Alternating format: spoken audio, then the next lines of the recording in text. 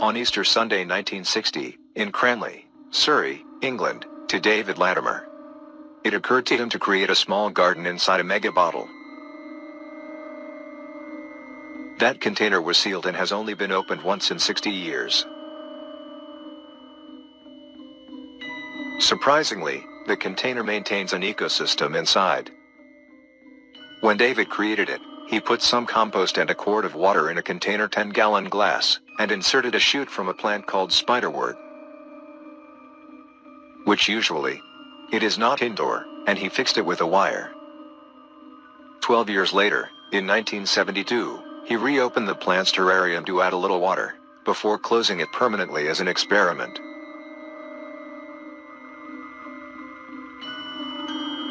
With that one exception, the autonomous ecosystem has remained sealed and flourished for 6 decades. All you need is sunlight.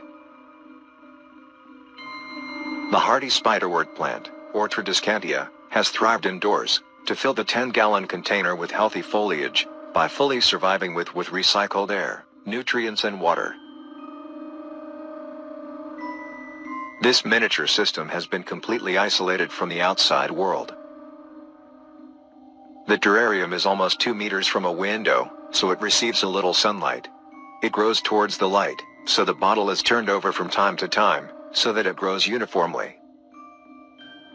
The glass container is located under the stairs in the hallway of his house, where it has remained for many years. Since it has never been reopened, it has never been pruned, it only appears to have grown to the limits of the bottle.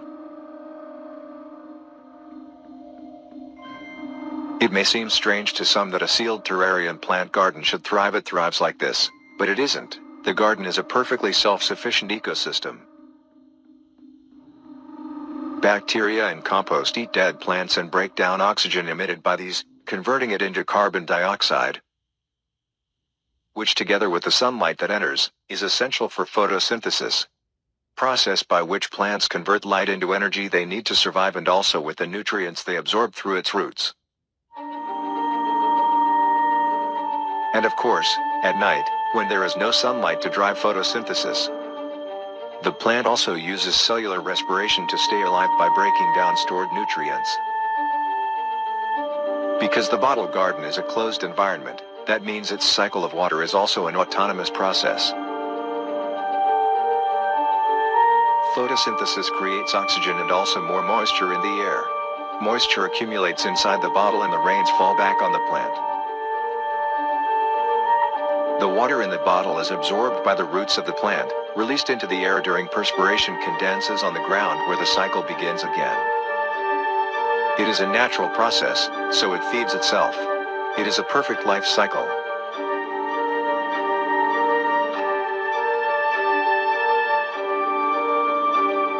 This is an experiment that anyone can try at home.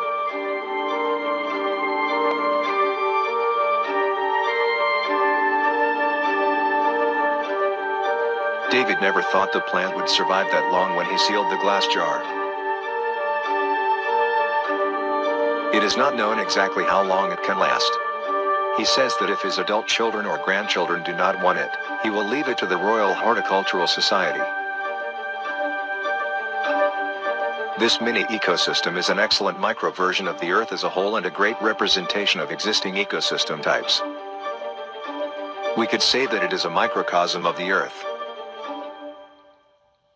When analyzing this case, we can think that the Earth is also a closed system, that it works in a similar way, but on a large scale.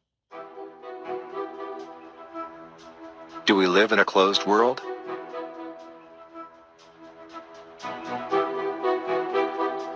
In ancient times, all cultures had flat Earth cosmology and represented it similarly. For example, the ancient Chinese, the Hindus, the Sumerians, the Chaldeans, the Hebrews, the Egyptians, the Babylonians, Greeks, Vikings, and Mayans all had a similar cosmology and described the flat Earth with a dome or dome in the sky that covers it.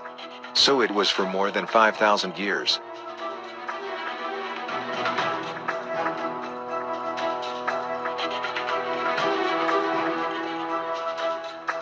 In the book of Genesis, which is the first book of the Torah or Pentateuch, The first book of the Jewish Tanakh and the Old Testament of the Christian Bible says the following. Genesis 1:7. And God made the firmament, and parted the waters that were under the firmament, of the waters that were above the firmament. And it was so.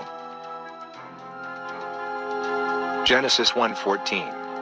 And God said, Let there be lights in the firmament from the heavens to separate day from night, and be it for signs, and for the seasons, and for days and years. There is also the name firmament of heaven, formerly considered as a solid construction in which the stars were fixed. From the etymological family of firm. And in other parts of the Bible and the book of Enoch this is also mentioned, in relation to the flat earth.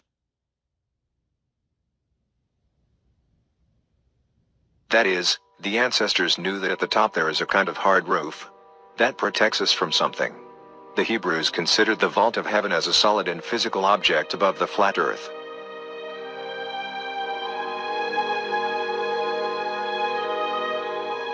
In the Jewish scriptures we find the following. In the treatise of Pesachim 94b, the Talmud of William Davidson, it says, in contrast, from the ground to the first firmament of 7, there is a walking distance of 500 years. And the of the sky is a walking distance of 500 years, which is approximately 1.8 million parasols, and between each firmament there is another walking distance of 500 years. In the Gemara he says, the Jewish sages said that in the evening the sun travels below the firmament, and is therefore visible, and travels at night above the firmament. And the sages of the nations of the world say that during the day the sun travels below from the firmament, and at night travels below the earth and to the other side of the world. So the image of the world according to the ideas of the Jewish sages is that the earth is a flat disk and the dome of heaven sits on it. This dome is a hemisphere, whose sky is the firmament. In Pesachim 94a, this is stated. Rabbi Yehuda said that the total thickness, transit time, of the firmament is 1/10 of the day.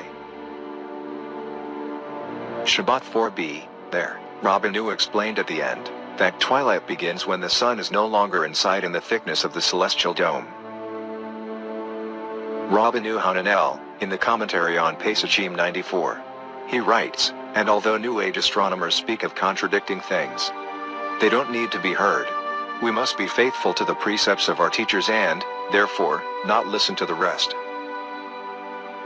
As I mentioned before, according to the creation story in Genesis, God created the firmament to separate the waters from above, from the land of the waters below. And this may not be a metaphor. Before making the dry land appear on the third day of creation, the Creator raised part of the waters. In this way the earth was surrounded by a canopy of water vapor.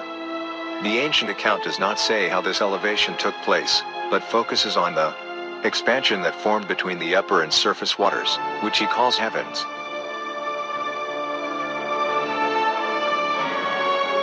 Some of those upstream waters were able to stay there until they probably rushed on earth in Noah's time.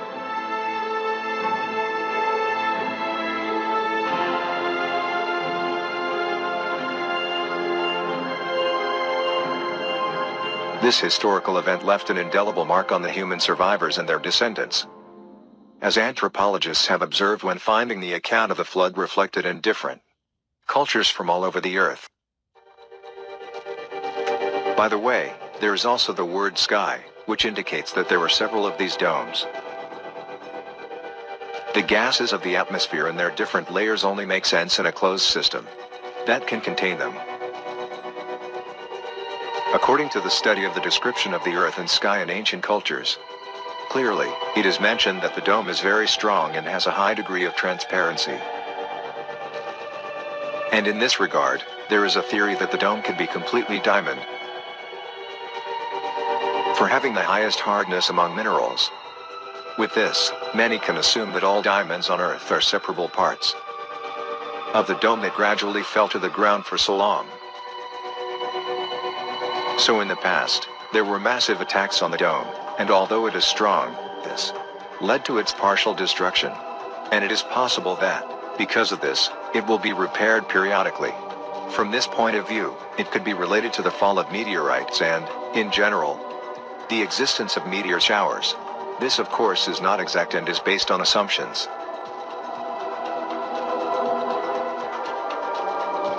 In several of the current models of the flat Earth, a dome is also taken into account or dome. Although it is not possible to know exactly what it was made of or how to check its existence. It is thought that it may be possible due to the information and references found in different cultures and religions around the world since ancient time. Apparently this layer of stars, which is observed over the sky and which has been described now as an infinite universe, is cyclical, repeats itself over and over again in its movements, which for some could even be a kind of hologram. Since there is no way to know if what we see in the sky are physical objects, rather electromagnetic, and that energy we can see and measure.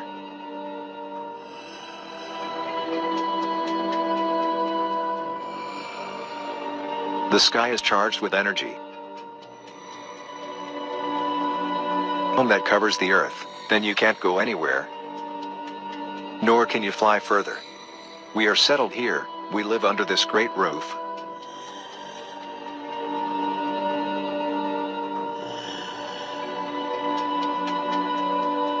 In AC rocket launches you always see liftoff. But we never see their arrival in space live, we only see that they are lost in the distance on a curved path.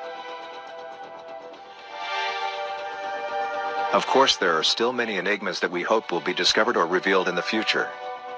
Not, for example, what's beyond Antarctica? Will there be a land boundary that approaches the dome? Just as David Latimer created his ecosystem inside the bottle, similar to ours. So a creator God put us in here? Thanks to this era of telecommunications, we are connected to the internet of a continent to another through submarine cables, is that we can discuss these issues. Share information that before there was no way and that the mainstream media they will never want. Remember that only study, research and analysis lead to true understanding of the facts. And only on the basis of these data, should a person come to conclusions that determine his view of the world. They are the conclusions that flow from reality, not the other way around.